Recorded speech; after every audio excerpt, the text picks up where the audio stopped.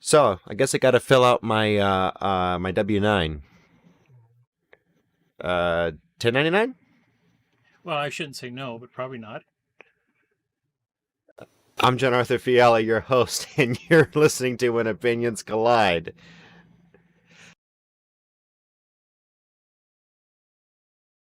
Hi, once again, John-Arthur Fiala, your host for When Opinions Collide, and I'm joined again today by Paul J. Hansen, by popular request. How are you, sir? Good, thank you.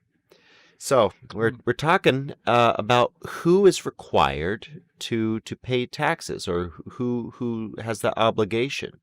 And you have some interesting stuff to share. In your relationship to federal and state taxes, I assume. Yes, sir. Um, the um, the best way to find out if a individual has a tax obligation is to keep the complete burden on the United States.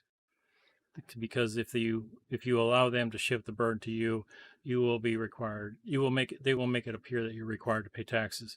Very few Americans are required to pay taxes. Whoa, wait a minute. You're saying I may not be obligated to pay income tax. As a legal duty, you may not have a legal duty to fill out any forms for the IRS or the United States or pay any taxes to the United States or the state government. Well, that's news to the IRS. Well, most IRS agents do not know how to read the tax law.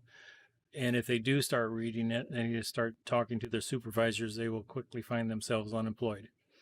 Really? Yes, they're not allowed to investigate the scope of Title 26. Essentially, Title 26 is the federal statutes at large, and it's the provision in law that allows taxation. Now, the IRS is simply a tax collector for the United States. So, normal person interacts with W-2 forms, W-4 forms, 1099s, 1040 tax forms, W-8s, W-9s.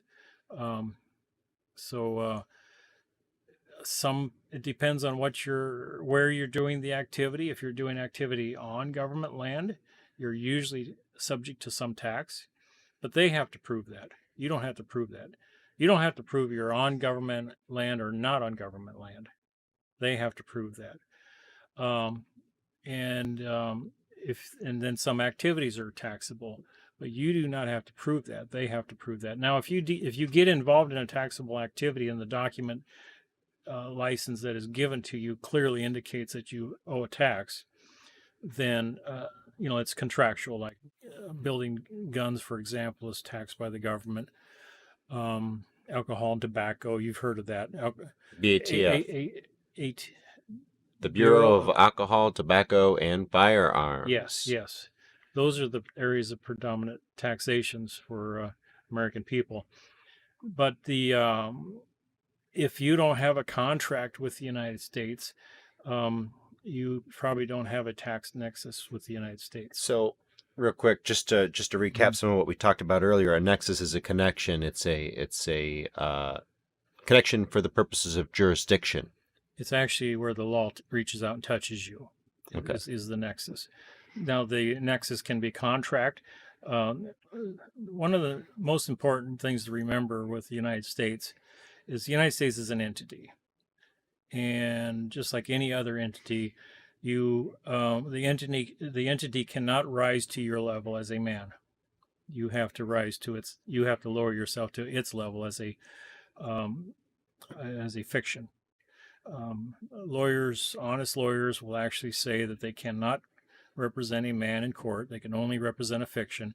But the main thing is that the corporation cannot rise to a level of a man. So if you're going to interact with that corporation, you've got to go down to their terms, to its terms, which is contractual.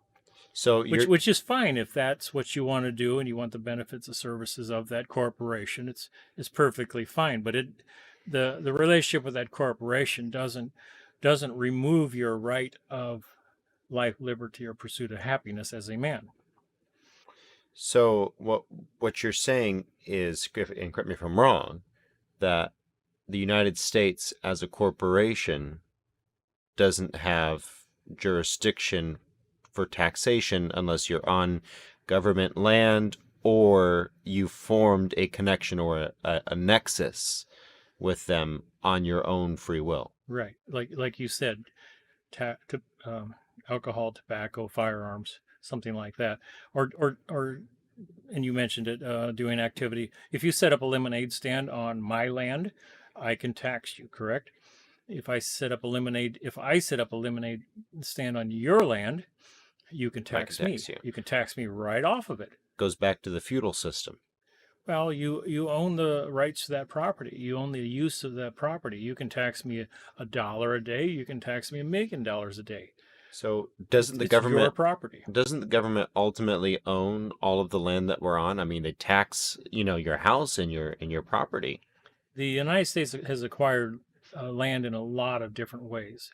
The people of America has acquired land in a lot of different ways is another way to say it. You have the Northwest Ordinance, you have the Louisiana Purchase. I don't know what it's called in California area, what that purchase was called, but from different nations under different conquests, under different situations. For example, one of the largest ones is the Louisiana Purchase. We purchased it from Spain for, I don't know what it was, three or 1.5 cents an acre or something. But now 1.5 cents is a lot more money than we think it was. It was on the gold standard, but anyway, it was quite a deal for us. So, for example, all the land in Nebraska was owned by the United States at a time, and then the government said that the United States can only hold that land for military purposes for 5 years. Of course, they didn't want to own all the land for that purpose, so they immediately started selling the land to individuals, and they gave it to them very reasonably. They didn't make any money on it that I know of. All he had to do is pay the survey cost, and you got 160 acres of land, for example. I think your wife could get 160 acres, and you could get 160 acres, which is quite a bit of land if it's productive land. Some of that land is $10,000 an acre now. And then when they gave you that land, they gave you what they called a land patent. It was called ultimate title. Now most land patents, you just Google it. It's commonly known between realtors and stuff what it is. It's just evidence that the United States parted with the land and how they parted with it. They might have parted with it completely, all water rights, all mineral rights, all oil rights, all land rights, all sky rights. Or they might have parted with it with limitations on any of the given. Maybe they want to put an airport close to it, and you can only build so tall of a house there, or no skyscrapers, something like that. They sold it to you based on that terms. But most land patents in Nebraska had no strings connected.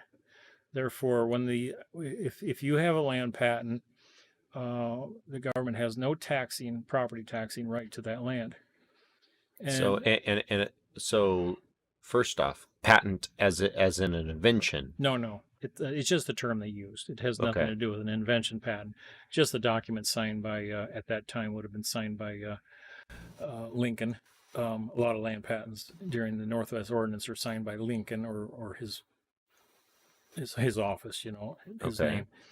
But and then second, you're telling me that you don't have to file income tax, you don't have to file or pay property tax unless that was in the original land patent, that was a taxable property. Yeah, and I don't know how they would have connected that to it. I've never seen it directly connected to any. You're saying it's rare. Yeah, it'd be rare. But if you're selling the land and you want to maintain an interest in that land, you can have as much variety as can be conceived. So would I need the original land patent? Let's say I was going to sell a piece of property. Would I need the original land patent from the United States government, or I can write my own? No, if there is no land patent, the government still owns it. Let's say your family owns some land for 100 years. If there is no land patent, they don't own it. The family doesn't own it. Nope. It's still the government. The government still owns it, and they could come and move you off that land. What about squatters' rights? in those states that have that. Like Texas, I believe it's 10 years. I don't think with the United States, I don't think squatters rights operates. I just So never, they can do it to us, but we can't do it to them. pretty much, yeah. Squatters rights is a privilege to an activity on specific land, and I don't think it ever goes against their land. Okay. I might be wrong, but Well, when you sue the state's adjudicating that typically. yeah, It's not going to go well. If they want the land, they're going to, for military purposes or something. But you got to remember that they're only allowed to own land for military purposes for 5 years, and they must give it back to the public. So if you're squatting on it for 20 years and nobody says anything, you've got a pretty good case that they're not using it for military purpose. So you could go in and say foul because they're not allowed to do that. And a lot of the land that is owned by the United States in America, we're getting off topic here. We'll cover that in the future. I believe they do not have authority to maintain that, to hold that land and keep it from people. You go to Colorado, a lot of that land, beautiful, beautiful developed land, potentially developed land, is owned by the government. You can't even hunt on it. You can't do nothing. It's thousands and thousands of acres. Hunt the king's deer. Yeah. But people would love to build $1 million houses in some of those areas, but the government don't. Now that's land that's held unconstitutionally. They don't have the constitution to support them because it's not being used for military purpose. So could the state of Colorado hold that for preservation purposes? I don't think so. Really? I don't think so. Because the state of Colorado is government. That is government. So anything that's called the state of Colorado is military purpose land. So conceivably, you could squat for 20 years. State of Colorado is much smaller than Colorado. Much smaller area of land.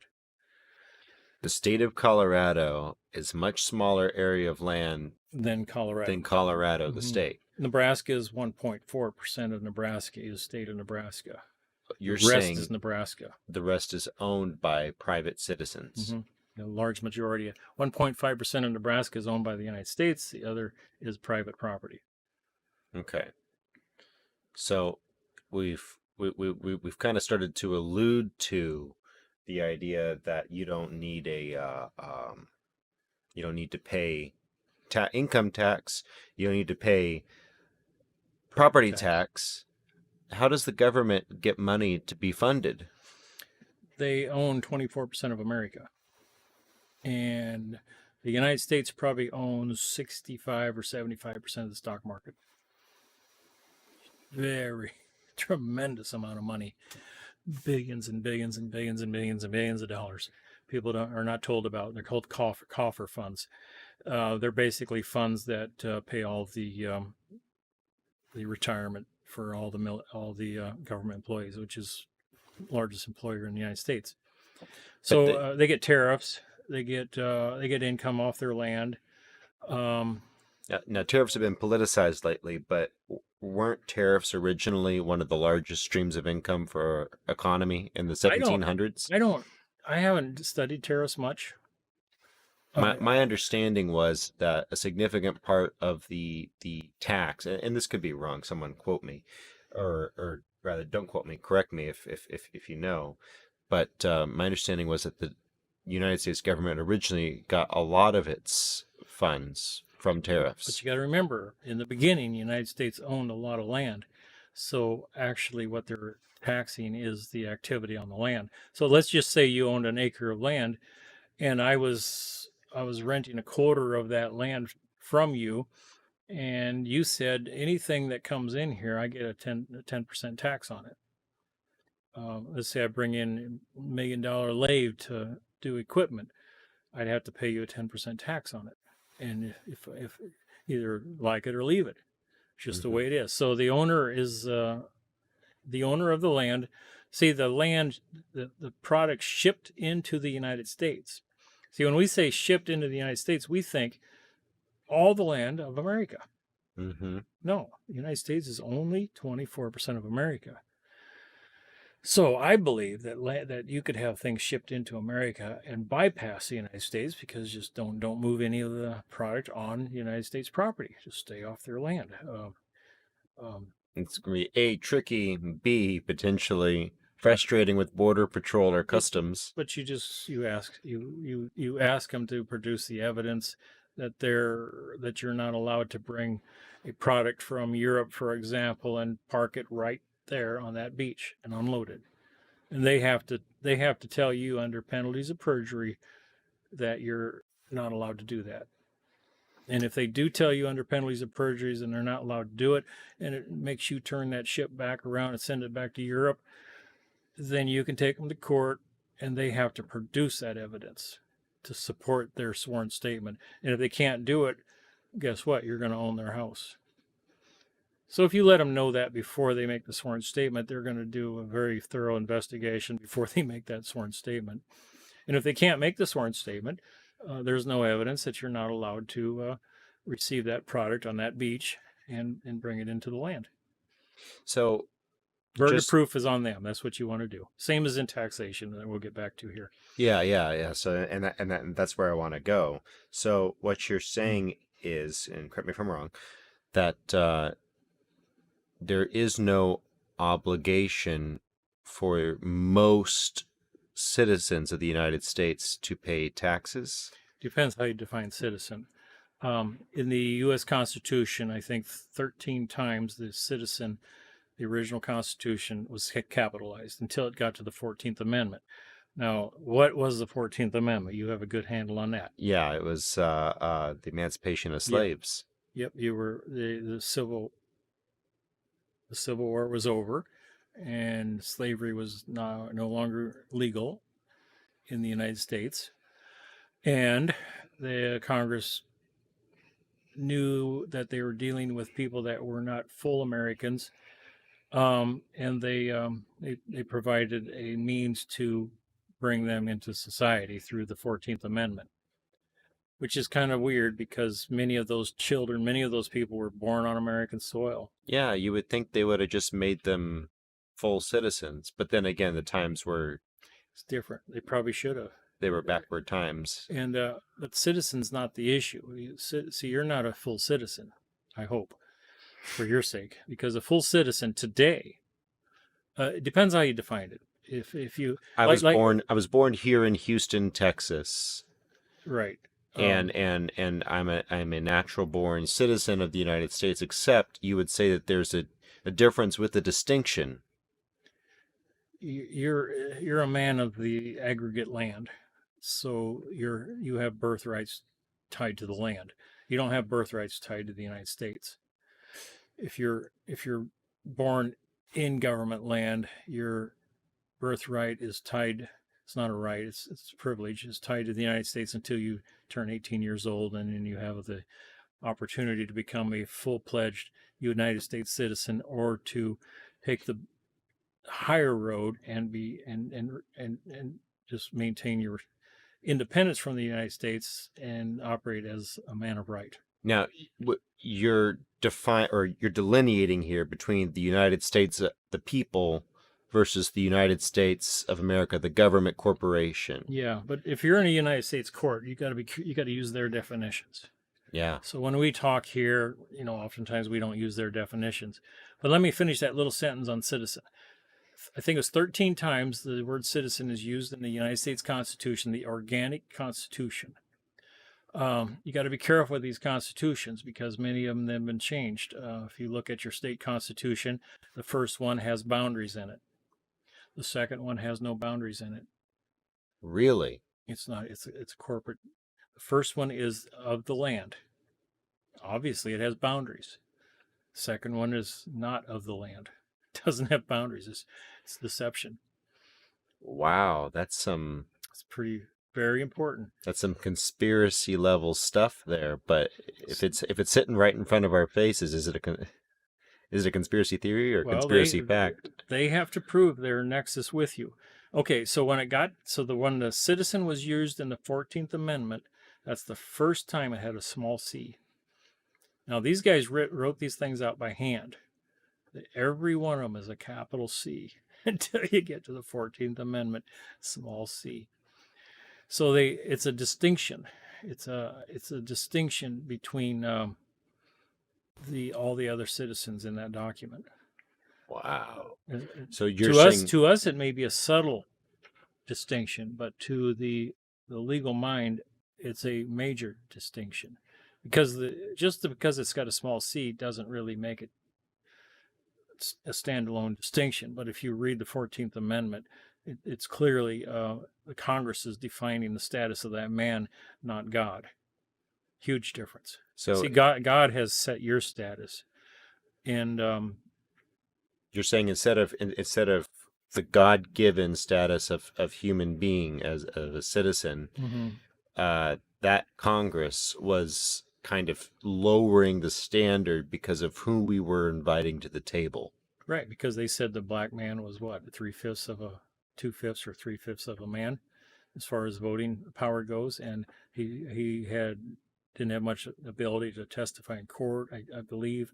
I'm not a real expert at that, but The he Three-Fifths Compromise was actually proposed by abolitionists, but that's because the southern states didn't want them to have any vote, but they wanted to carry the weight of the people. But that's another conversation. yeah. But you're right. They 'Cause derided some of those counties were 90% African American. African Americans, and they could vote out. They could have Vote tremendous power of avoid vote. their slaveholders. Yeah.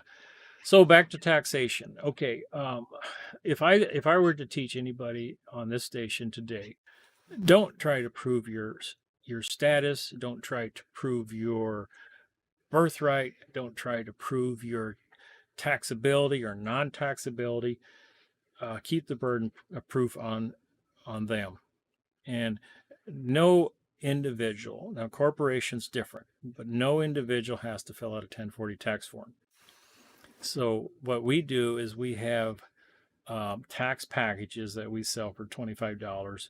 I believe maybe it's $35 for the full package, but and I've got over 1,000 clients, and none of them has ever been prosecuted by the IRS.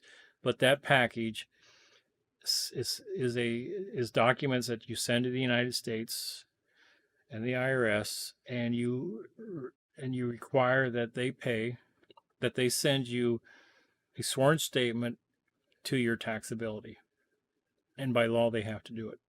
And if they don't do it and they continue to try to tax you, you can sue them for you can actually prosecute them criminally, or have them prosecuted criminally successfully, and then use that evidence in a civil suit for damages. So you're saying if the tax man comes, I send him the form that you write, and he comes again unlawfully at this point because Right. they have failed to prove up my debt to them. Because what happens when he comes again? Your wife threatens to divorce you. Yeah, and so now Or it I'm makes damaged. you very nervous. It's some harassment. people cannot handle that. It's harassment. It's not just harassment. It's deprivation of civil rights Yes. under color of law. I mean, they're Yes. coming. They're saying this is the law. It's not the law. Because some people will say, "Prove it, mister," or the other person will say, "Where do I sign?" Yeah. and that's not biblical. And they're counting on you to say, where do I sign? Just get me out of this uncomfortable. They're scared to death. You have a gun, and you're going to take me to jail if I don't. Yeah, I've been arrested many times, and I don't have any trouble being arrested. And when they're taking my picture, oftentimes they ask me, "Why are you so comfortable, content with this?" I said, "Well, this is money in the bank." Because they don't have probable cause. They don't have written law to support what they did.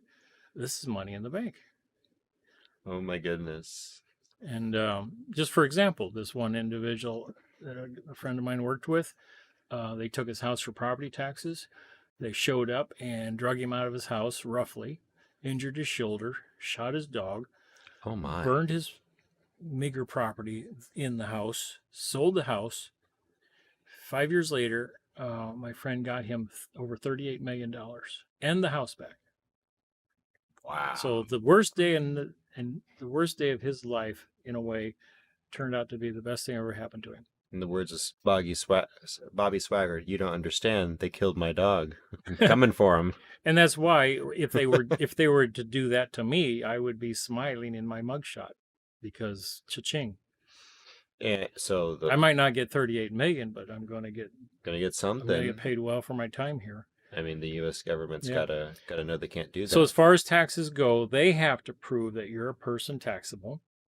They have to prove that the activity that you're engaged in, where your income comes from, is taxable. They have to prove that your activity occurred inland where the written law that they're relying upon has force and effect of law. So they have to prove those three things. And most Americans are not in those classifications. Most Americans make their living, their income, their wages, the produce of their efforts or of their sweat and blood. It's a right. It's a God-given right. It's not a state right. See, when they say state right, they're not talking about the Bill of Rights. Don't let a, they'll when you're in a U.S. court, they'll talk about you have a right to this, you have a right to that. If that court has jurisdiction over you, you don't have any rights. They're just calling it a right. It's a privilege granted by the legislature, and it's said that way for deception. Remember, I told you that the constitutions that were produced later on, they took out the boundaries. Mm-hmm. It's a completely different constitution. The first constitution went defunct because of the bankruptcy. And the second constitution is a replacement, is supposed to be a temporary replacement for the operation of a government, not the government. And and that one's operating under complete statutory law and not as a right. So we'll talk about when the United States government went bankrupt and how that was really relevant in just a little bit. And also, we're going to talk more about some of these very interesting solutions you have for people and their taxes. We'll be right back, folks. We're coming up on a hard break. You've been listening to When Opinions Collide. I'm here with Paul J. Hansen.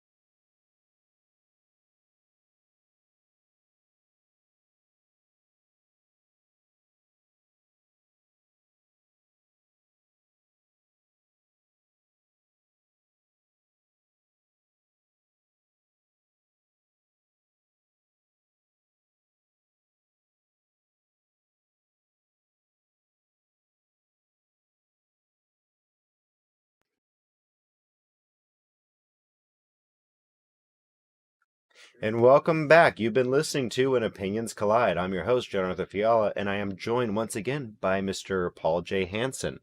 We were just talking about the Constitution and the United States bankruptcy and how the original Constitution was defunct. Would you mind enlightening my listeners about this? It actually may not be defunct. It may just be pushed to the side without our knowledge of its being mothballed in a sense. We're operating underneath the premise of a different Constitution, you're saying? They're operating under it. The original Constitution may activate and still may work with the aggregate, the man of the land. And man is male, female. It makes, God created man in His image. And they would be the bureaucracies, the IRS, the ATF, FDA. Whoever is making a claim against you, that man has to produce the evidence to support that claim. That's the most important thing that anybody can learn from studying law is make them produce their claim. If they're trying to claim that you owe a parking ticket, a speeding ticket, you got to register your car, you got to pay property taxes, federal taxes, state taxes. Just seek out the man that's making the claim and make him produce the evidence of that claim. And then you have the rest of your life to study that evidence. So if you find out it's not proper evidence, you can go back into court and say, hey, foul, this is not evidence that I owe tax. And people have done that actually hundreds of years later when certain laws were passed or certain lands were taken away from Indians, for example, or even Native the whites. Some land was taken away, and hundreds of years later was given back because they showed that they didn't have a law to do it. But anyway, okay. As far as taxation goes, like I said, they have to prove that it applies to the person, the activity, and the activity. Now, and we're bringing in the issue of the bankruptcy of the United States. You can actually question some of that and cause the court to be very concerned about what you might bring forth and do that to your advantage. The court will usually quickly find out, the prosecutor will quickly find out that if you have knowledge to prevail, or if you're working with somebody that has knowledge to prevail. If they find that out, they generally will walk away from the IRS case. If that's not the case, and they've researched you, they tapped your lines. We have clients that we have found the IRS tapping the phone lines. I guarantee you, the United States IRS has access to all your phone calls. They don't get a court order to go and preview them or anything like that. They just go. They go and go through them. They go through all your trash.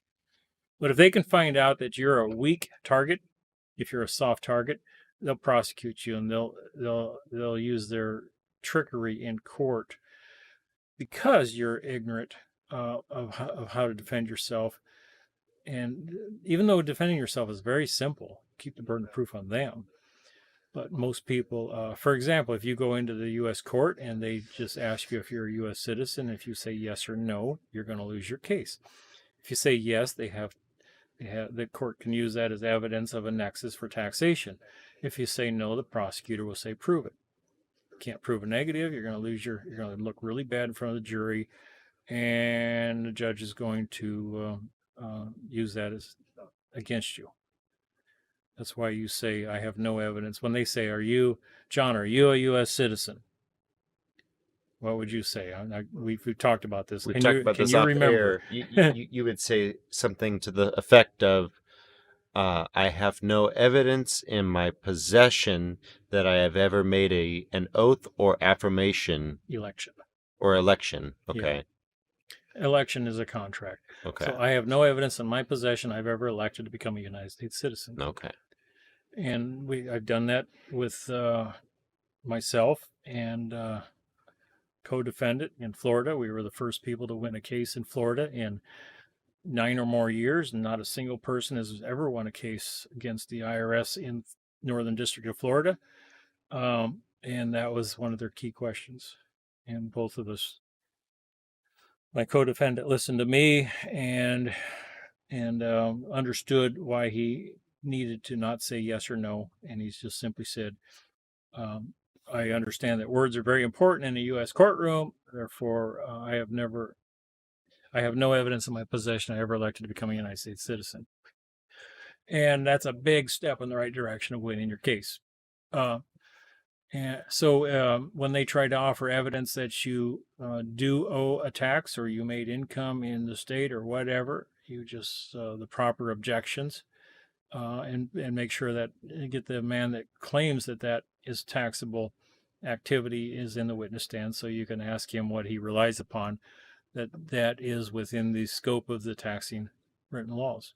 So you're saying I would have to subpoena the arresting Or IRS agent? No, they're going to put evidence in, and they have to tell you where that evidence comes from, and who compiled the data, right, wrote the report, and then you're going to tell them that you're going to challenge foundations of that document, and they'll say, and then you can ask them who is the person that's going to produce evidence of foundation for that document. Let's just say it's a 1040 tax form. They'll say John or David Smith. And then you say, okay, thank you. Then you subpoena, our clients will subpoena David Smith also.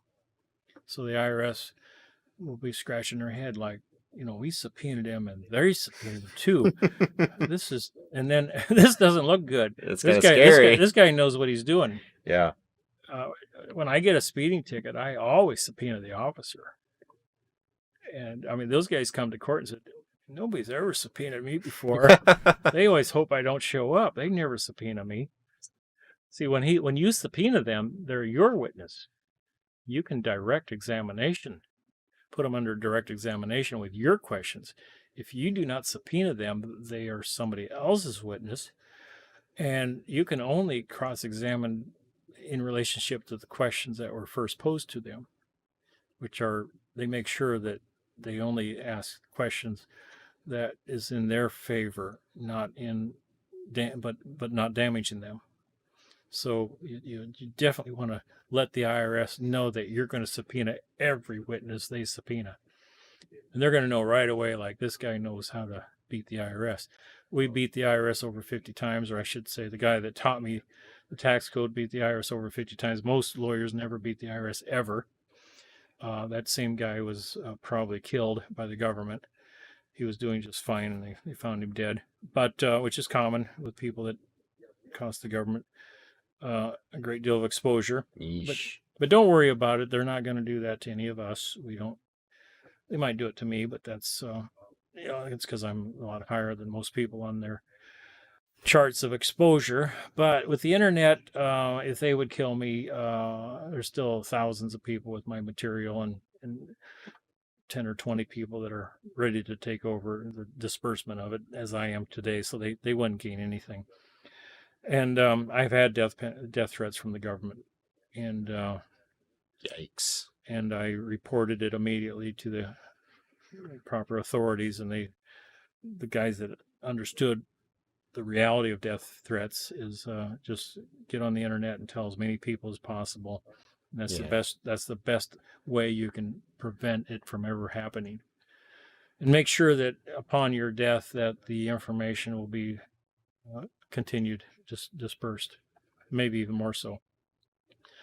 So, and with the internet, a great deal of the knowledge I have is working through people that I've met through the internet connections.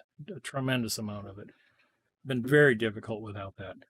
So, and as far as federal or state taxes on your income, the number one thing is to get a hold of us. And I'll just give you my web address. Paul, you can connect me several ways. Paul J.J. Hansen, Hansen, pauljjhansen.com. And the other one is freeinhabitant.info. freeinhabitant.info.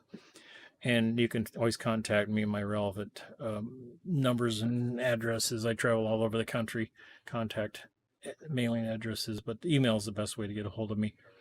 or us, I should say. So, what I recommend people to do if they want to challenge. Today, I was standing in line for half an hour at the post office, and I started explaining taxation to somebody, and a lady came up to me and says, "Can I have your email address? Because I'm very interested in what you're talking about." And I told her, we got 1,000 clients that use this program, and the IRS has never touched any of them. None of them. Really? Not a single one of them. They'll send threatening letters, but people will send the letters to us, and we'll lay the letter in front of us over the internet, and we'll say, take a look there. There's no sworn statement on that document. There's no signature on a lot of the documents. That letter is nothing. That letter cannot be evidence in a courtroom. It's bluff. Just write them back and tell them to send you a sworn assessment. Then we give them the law that requires the IRS to do that. And then there's a provision of people having to validate the debt. So there's 2 provisions in Congress that they have to validate the debt on, and we use both of them. And if they don't, and they continue, you can file a criminal complaint against them. You can actually go for a grand jury indictment, and most importantly, is you can go for it's called civil damages. And just stand in front of the jury and tell the jury that the government spends so many $1 million per minute, and I'd like to have one of those minutes out of the year for the damage they've done to me. And the jury looks at each other and goes, "That's pretty reasonable." I would say so. Yeah, most jury goes, "Sounds like, $3-4 million sounds like a lot of money, but it's not to the United States. Just 1 minute." And the jury will go, if we don't do punitive damages at least to that level, it's like nothing. It's nothing to the United States the way it is. It's not even a blip on their radar. No. But at least it's something. At least it's something. And it's a lot to you. Yeah. So it makes it much more bearable to stand up against them. Well, especially when they do things that are punitive to you, like they're damaging you. Mm-hmm. It's absolutely important. Let's talk about, let's say you go down and you sign up for IBM to work with IBM, and they'll slide a paper across the table and they'll ask you to fill out a W-9. And if you want to fill out the W-9, they're going to withhold taxes from you. But you say, I'm going to take the W-9 and I'm going to take it to my legal counsel. And you don't have to say, I'm not a lawyer. I'm a lawyer, but I'm not an attorney. Attorney is licensed by the state or the Supreme Courts of the state. And then you just come to me and I'll show you how to fill out a W-8 form. W-9 is for a taxpayer, a U.S. person. W-8 is for somebody that doesn't require tax withholdings. So that's a form in the system. Yep, that's a form in their system. And then we put an affidavit. It's a form that allows an amended affidavit to go with it. So we take the W-8, we put our affidavit with it to basically let them know that they're working with somebody that knows how to stop them in any tax court. And we go ahead and put our name right on it. Just to let them know that, these guys have stopped everybody in tax court, or not tax court, but U.S. courts already, and they'll just back off and generally tell your employer to go ahead and pay these guys in full, and we will contact you if or when taxes need to be withheld. Wow. So your employer is supposed to take that W-8 and the affidavit, keep it secure, and in the event, they don't even have to notify the IRS of it. But they're supposed to have it in their possession of evidence that, like you, for example, John gave it to us, and we believe John. Here's his affidavit. There's no evidence that he's taxable, and that takes them completely off the liability. Completely off liability. So it makes it safe for your employer. Yeah. Doesn't take you off the liability, but it takes them off. Yeah, they can rest at ease that the IRS is never going to come back on them for back taxes. And then you get your payment in full. We had an individual that made I'm trying to think how much he made. He made a lot of money. Can't remember how much. It's thousands and $1,000s per month. I think it was like 30,000 a month or something. But and he was a high-level engineer. He worked on nuclear plants, and there was 1,100 engineers that worked for this company, I think, and he was the only one they didn't withhold on because he was a lawyer, and he specialized in taxes, and he read the entire Title 26 IRS tax code book, understood it, very analytical in that sense, and he knew just put the W-8 in and so forth, affidavit, and his employer says, we're going to pay you without any withholdings. You can receive it as cash or check, either way you want. And I think he took it in cash every week. And the employer just asked, don't talk to other people about it, and we'll be just fine. Yeah, because the big engineering company called the IRS, and the IRS said, "Yep, go ahead and do that." yeah. So, wow, that's really amazing that works.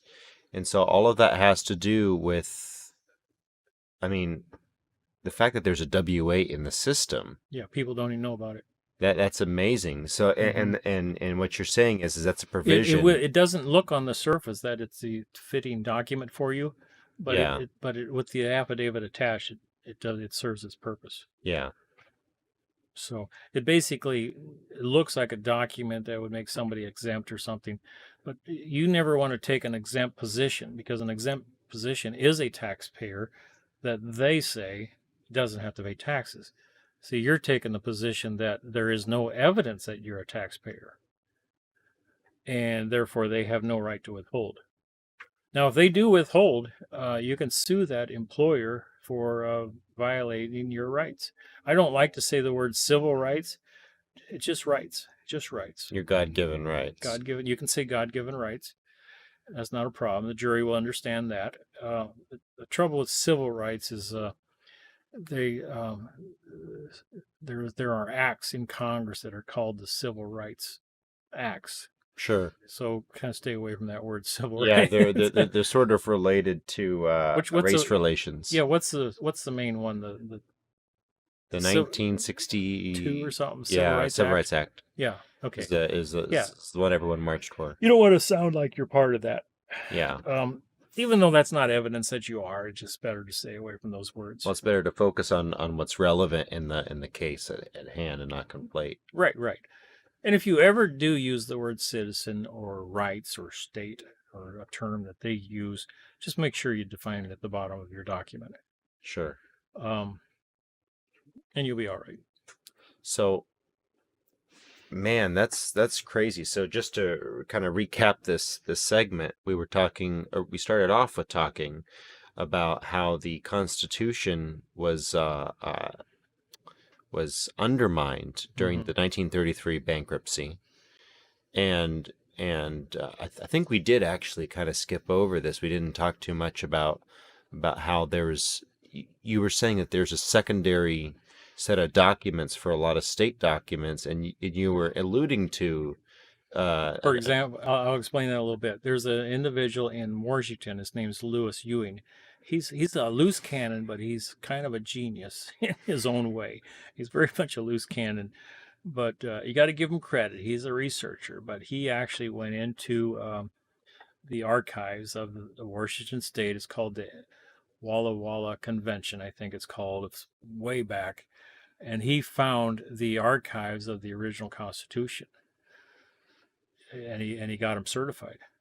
Now you can't get them certified anymore. They for some reason they just can't. They can't find them anymore. They can't find them. But he did get them certified, and you lay it out side by side, and they're mirrored constitutions, except the boundaries are are not included. So So tell my listeners what a boundary are.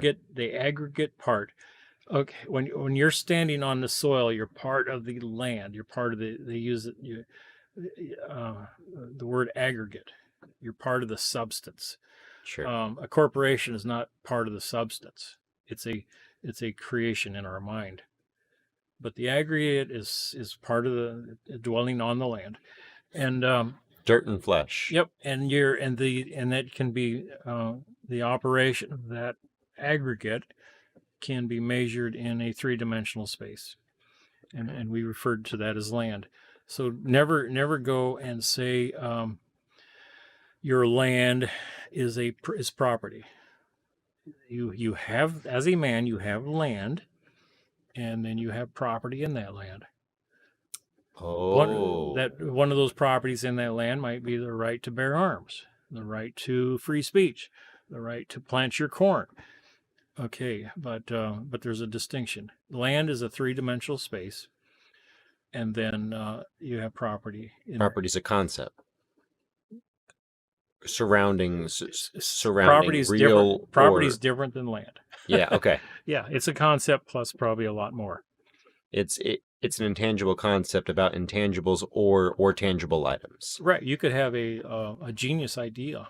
That's your intellectual and it's property, but it's not land. Correct. Property. Yeah. So I always say that the government is trying to tax my land and the property in that same land. So just to sort of wrap this up in a nice little bow, or try to, you're saying that with the removal of the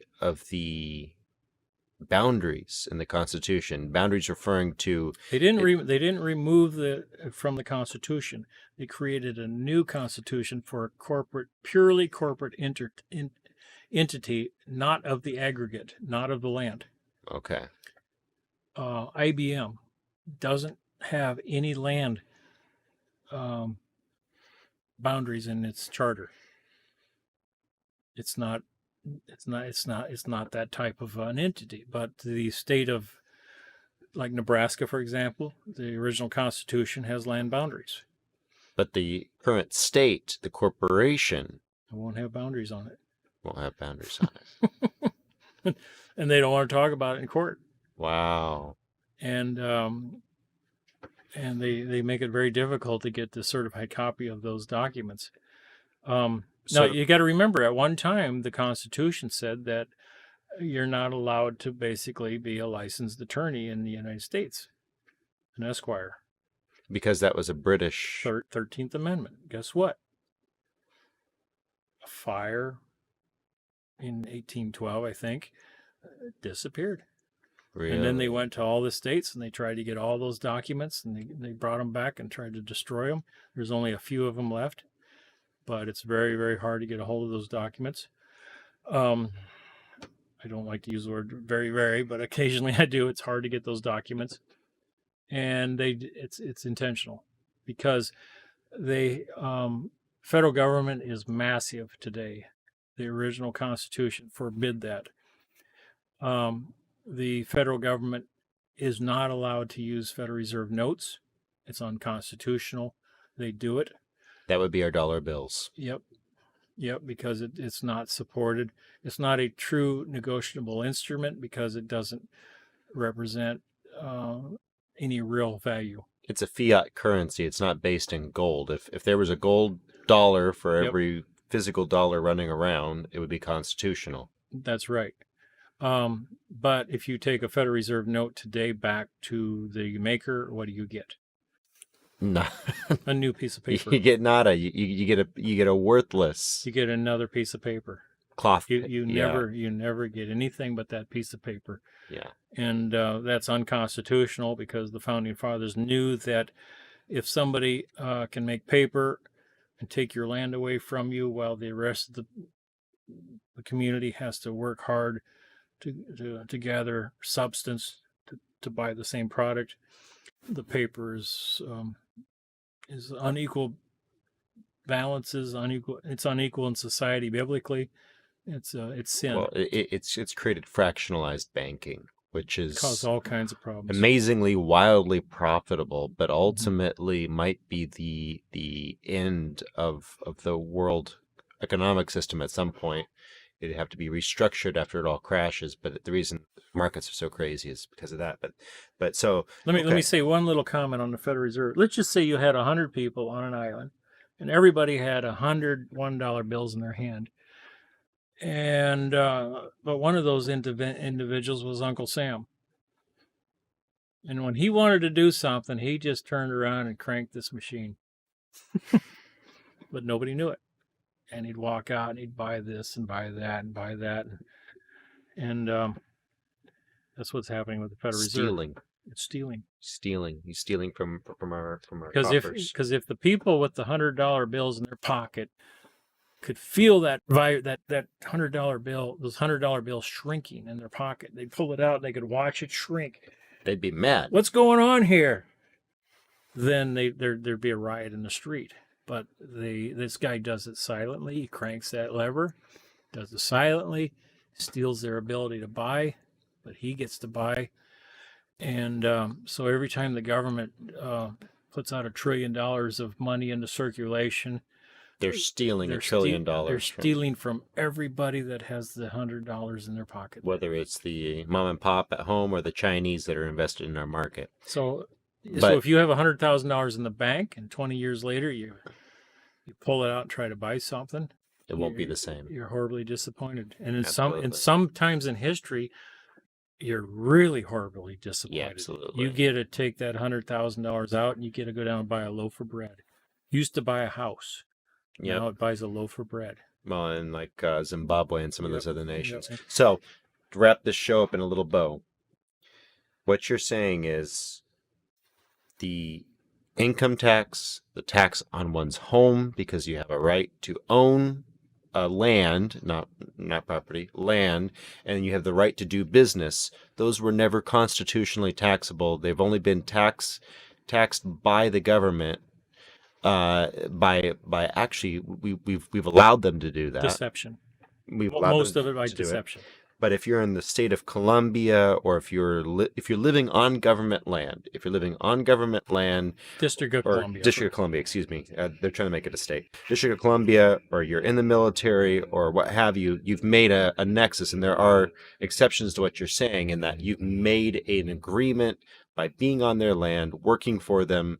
That's when you have to pay taxes. But otherwise, the income tax is voluntary. Yes, it's all relationships with the United States are voluntary. My goodness. So if they're able to tax you, it's because of something that you consented to.